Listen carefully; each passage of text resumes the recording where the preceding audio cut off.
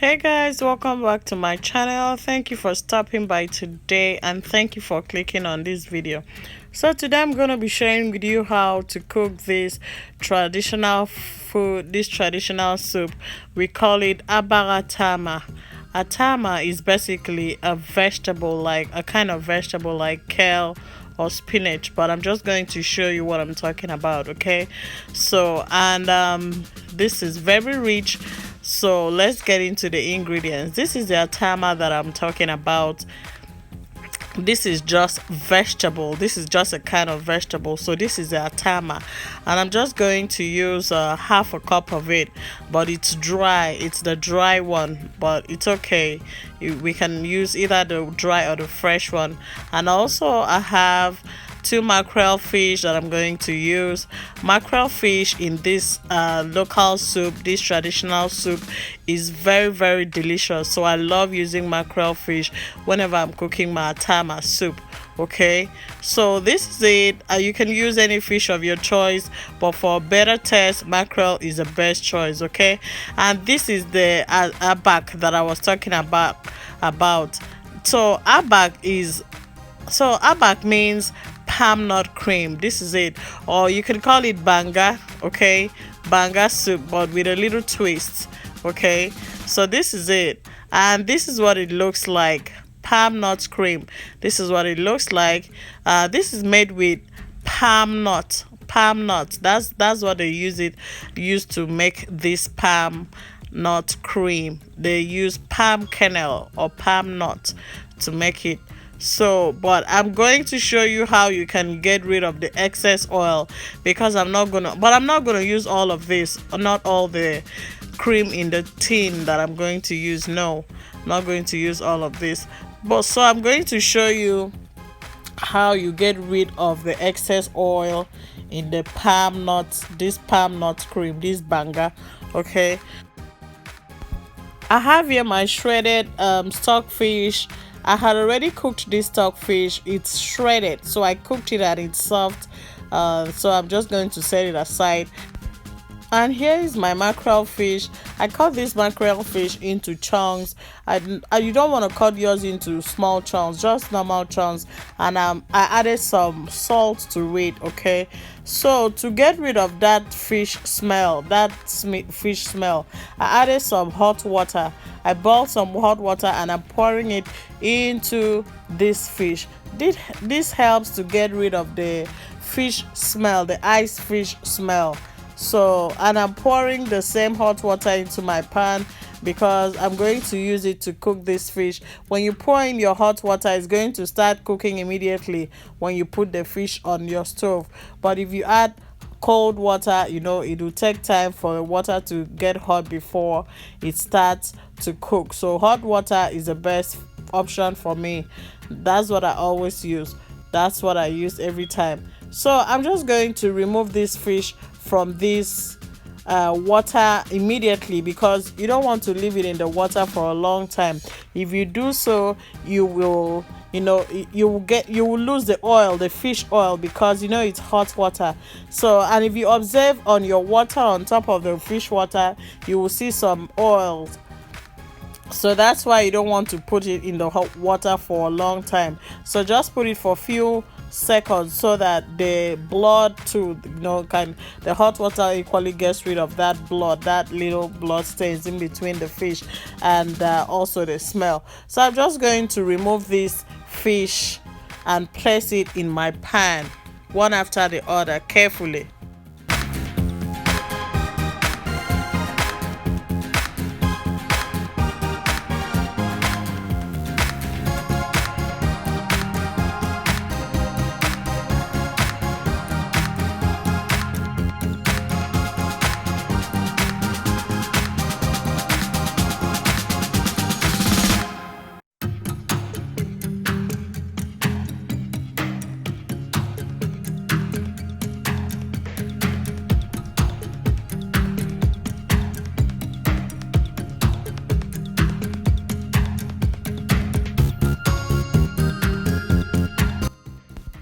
So after placing my fish in my pan carefully, I'm just going to add some chopped onions.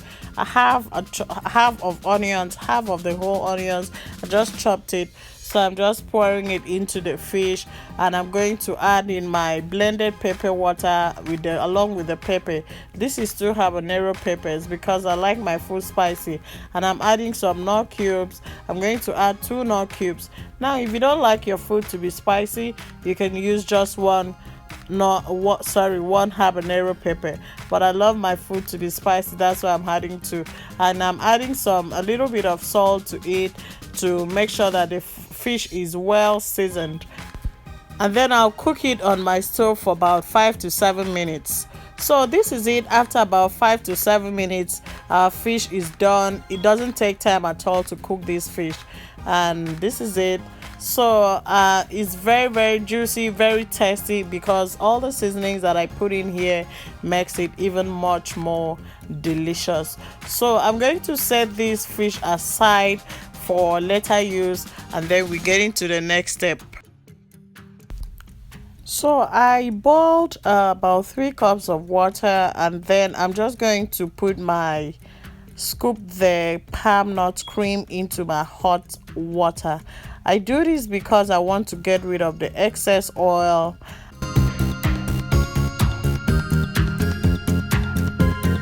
So all I really want from this is mainly the palm nut cream.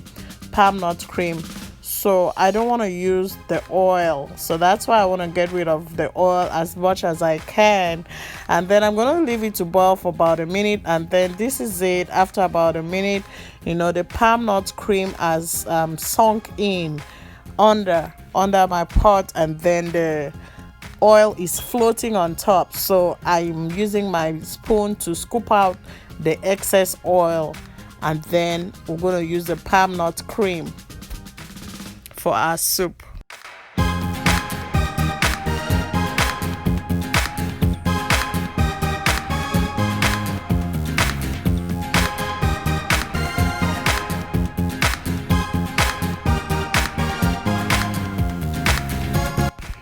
So after much scooping, I was able to scoop out the excess oil, and this is the palm nut cream. So this is my already cooked, well seasoned, already cooked beef tripe, and I added some crayfish, half a cup of crayfish to this. If you have assorted meat, that is still okay. So I'm pouring my shredded stockfish into my already cooked beef tripe. And remember, I said I added half a cup of crayfish to it. I chose not to use assorted meat because I'm reducing the meat quantity of what I eat now. Okay, so I'm stirring my pot to make sure it is fully mixed, everything is well mixed, and then I let it boil for about 5 minutes. I'm adding my palm nut cream, remember, with the water into my pot, then let it cook. After cooking, this is what it looks like for about less than a minute, because it's on high. I'm pouring in my mackerel fish. Remember, we seasoned it and we cooked it into my soup. Our soup is forming, and then I'm stirring the pot to make sure everything is well mixed. I had to put this mackerel fish at this point, not at the beginning, so that I will have my fish whole. I want everything to be whole. Otherwise, if you put it at the beginning, you're going to break the fish. And also, when you're stirring your pot, you want to make sure that you don't break the fish. So I'm testing it to make sure everything is okay. I mean, the seasoning, okay, everything is good now. So I'm pouring in my atama leaves, my dry leaves. Remember the dry atama leaves. So this is a kind of vegetable, like I told you. So I'm pouring it into my soup, into my pot, and the soup is gonna be done in no time. Okay, it doesn't take time at all. So just make sure that you stir your pot like I'm doing. Stir it to make sure everything is mixed well. Then I'm going to add some fresh okra into my soup. I had already chopped this okra, okay, into small chunks, not too small, not too big, just moderate, and I'm going to stir it. Now what this okra does is that it thickens this soup. Remember, it looked watery before, but with the help of this okra, it's going to be thickened, not watery. And also okra is very nutritious, and it's also very healthy. And also guys, I do not like my vegetables to be really cooked.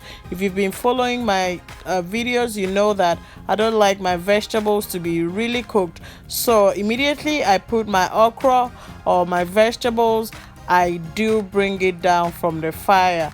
So right now I'm just stirring it to make sure it's mixed well. You can see I turned off my light, my stove, my heat, and I'm just going to remove it from the heat from the stove immediately, so that the vegetables will not cook. I mean, the okra will not cook.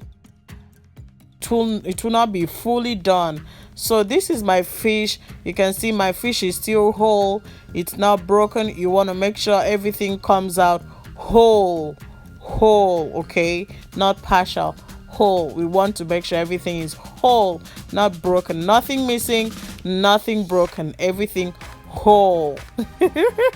Just the same way you put it, you want to get it out like that. So this is it. This soup is very easy to make, very simple. Okay, so I'm testing it to make sure everything is good. And of course you can see that I didn't add any extra nor cube or salt because of the well seasoned fish and beef. Okay, beef tripe. So this is it. I had to pour it immediately into my container. I poured it immediately into my container because if I leave it in the pot, it will keep on cooking. So I had to pour it immediately into my container, and I'm transferring it into my freezer. I want to thank you guys so much for watching.